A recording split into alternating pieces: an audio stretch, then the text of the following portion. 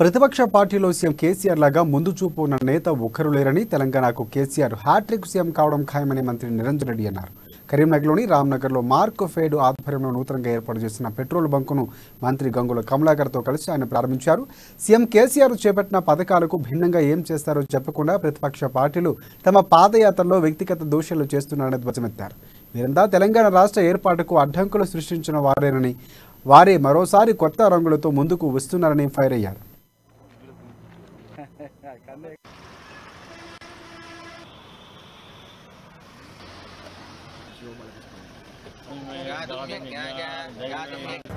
Commercial outlets గా develop చేసేటువంటి ప్రయత్నం చేస్తున్నారు. అందులో బాగా అభివృద్ధి చెందుతున్నటువంటి మాస్ యాక్టివిటీ ఎక్కువగా ఉండేటువంటి కరీంనగర్ జిల్లాలో వాళ్ళ యొక్క వాల్యుబుల్ ప్లేస్ లో ఇవాళ మనం ఫ్యూయల్ స్టేషన్ ఏర్పాటు చేసుకున్నాం. ఫ్యూయల్ స్టేషన్ తోనే ఆగలేదు.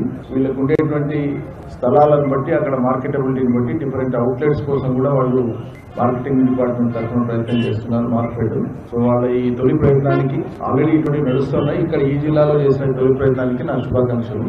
బాగా సద్వినియోగం చేసుకోవాలి. ప్రభుత్వ శాఖలకు సంబంధించినటువంటి అందరు అధికారులు కూడా ఇదివరకే నేను కలెక్టర్ చెప్పినాను. ఫీల్డింగ్ కు సంబంధించి దీన్ని ఉపయోగించుకోవాలని చెప్పడం జరిగింది. క్వాలిటీ ఉంటుంది ఒకటి, అదేవిధంగా ఈ సంస్థ మేనేజ్ కావడానికి కూడా తోడ్పడుతుంది కాబట్టి దీన్ని వాడుకోవాలని చెప్పి నేను విజ్ఞప్తి చేస్తున్నాను. ఈరోజు రైతాంగానికి, రాష్ట్ర రైతాంగానికి నేను హృదయపూర్వకంగా అభినందనలు తెలియజేస్తున్నాను. ఈసారి యాసంగి సాగు